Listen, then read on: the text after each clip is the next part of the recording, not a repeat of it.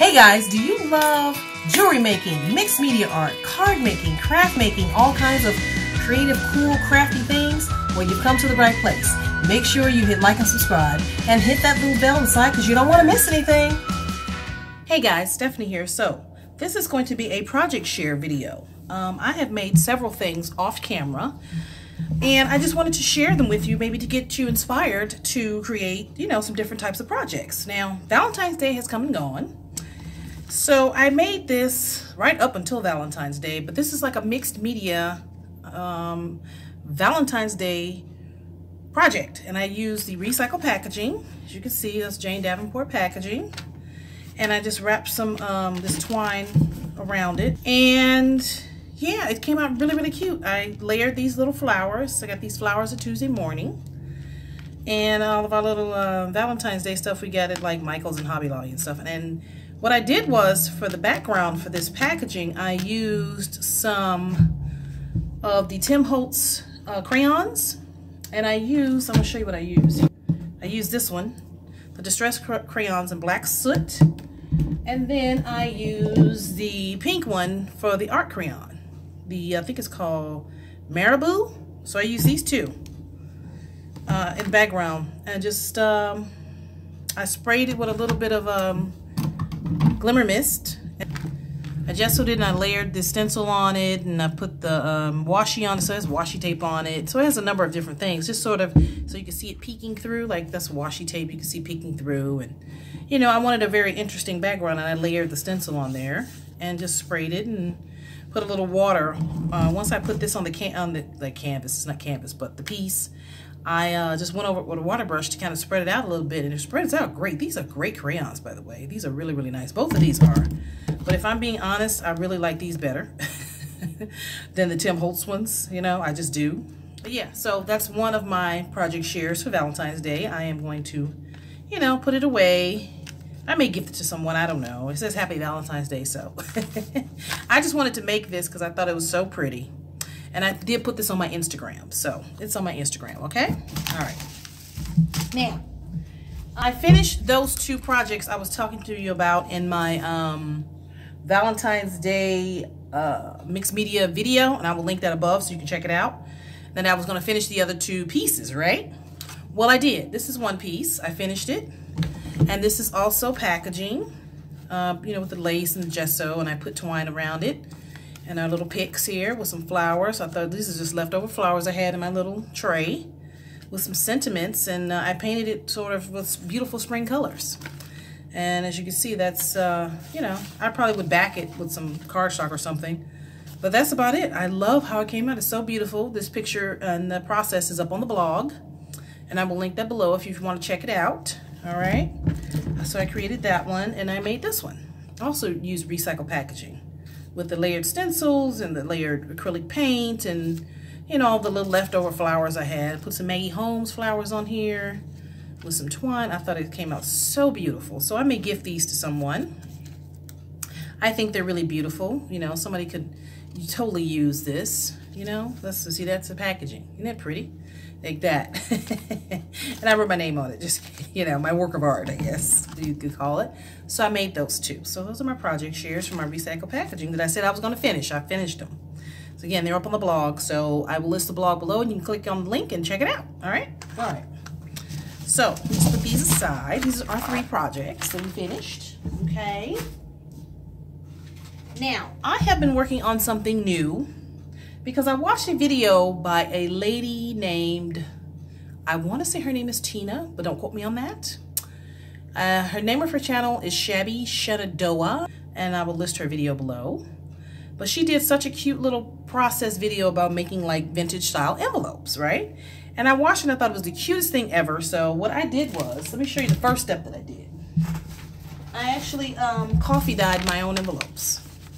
I was down in the kitchen and I had a bunch, came upstairs, got a bunch of envelopes, and I coffee dyed all of them. I did put them in the oven, and they came out really, really great. So I did these. I've used a bunch of them already. I did these big ones. I thought they were really cool. Kind of give it that vintage look, So I watched her video, but she decorated the envelopes. And I'm going to show you what I did in a second. These, I like these a lot because they're kind of small. And you can put these in your junk journals and any place else you want to put them, you know? Like, look at this. So I stamped these with some stamps. And I used the ink. I inked it up, you know, with the, let's see. I inked it up with the vintage photo ink from Tim Holtz Distress Ink. After I stamped it and then let it dry, and then that's how it came out. Look how vintagey that looks. That looks so cool, right? And this one too. So, yeah, very cute. I don't think I've inked this one up yet. This is just coffee dyed and stamped. So I just stamped it. And then these, they're just coffee dyed. I have not inked these up yet, but I've stamped them and that's it. So they still look really, really cool even without, if you don't have to ink them. But if you ink them, they still look great. Either way, it just gives it that extra vintagey look, you know, that vintagey feel. So I'm so excited about these guys. I can't wait to do some more. My husband's a little freaked out. He's like, you bake paper in the oven? I'm like, I'm being crafty, thank you. Just be careful because you know it'll catch fire. I'm like, I know. Okay. So, oh, here's a few more envelopes. They came out so good with these vintage style stamps, all right? So, and there's plenty of videos online on YouTube here about coffee dyeing your envelopes. So you can check those out. That's what I did. Just watched a few videos and I did it myself and I was able to do it. So these came out so cute and this stamp is everything. Wow, I just love that, okay? Then I ended up just stamping some of this paper. And I have not used this in a project yet. I wanted to see how it was stamped. And this is the paper. The stationery antique and hand finished parchment paper. I got that at Hobby Lobby for $8.99, and I used a coupon. I got this a long time ago, maybe last year sometime, like early last year I bought it. I just bought it and kept it because I thought it was really cool. And they sell this all the time, so you can use a 40% off coupon for that. Look at how it stamps. It's so cool, right? So that could be something you could use for your vintage junk journals and, you know, your vintagey projects and all that. So that's just a tip.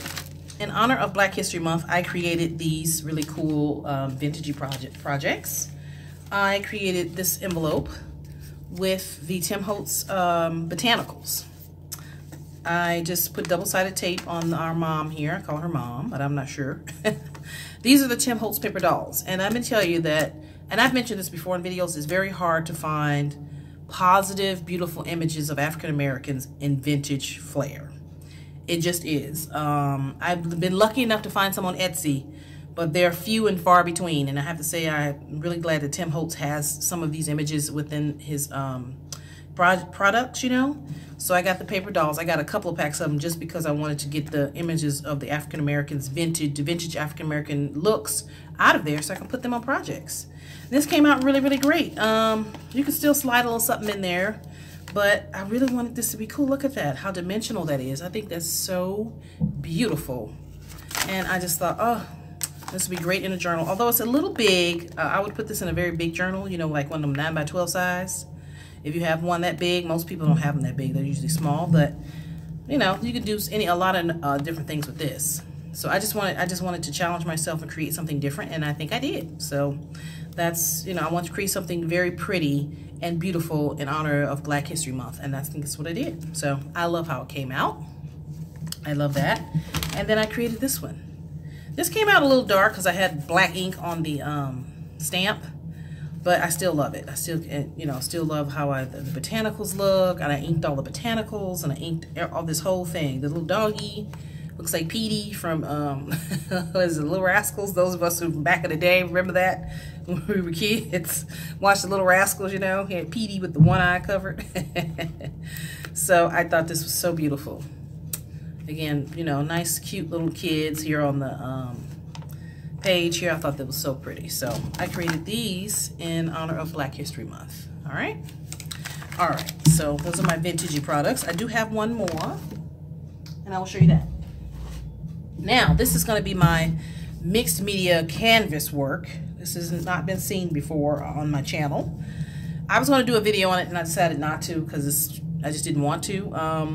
But I am going to share it with you, and it is going to be on the blog. So if you want to read about it, how I created it, and the meaning behind it and all that, the story behind it, then you can definitely click on the blog and check it out. So I created this, also with the Tim Holtz paper dolls. First of all, I painted the background, so you can see that. I hand painted the background, I painted and sprayed it. I used like a lot of the Tim Holtz distress sprays and inks and stuff on this. I used a little bit of watercolor too. And just made it nice and dark and pretty, kind of give it that vintagey look. And then I wrapped it with twine.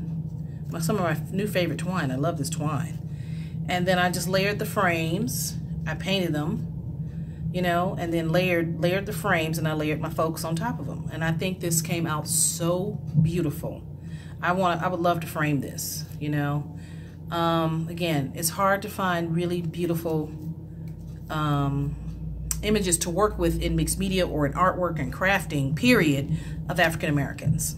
It just is. So I was able to find these for the Tim Holtz dolls, like I did this other, you know, like the other ones, like that one and the one I just showed you.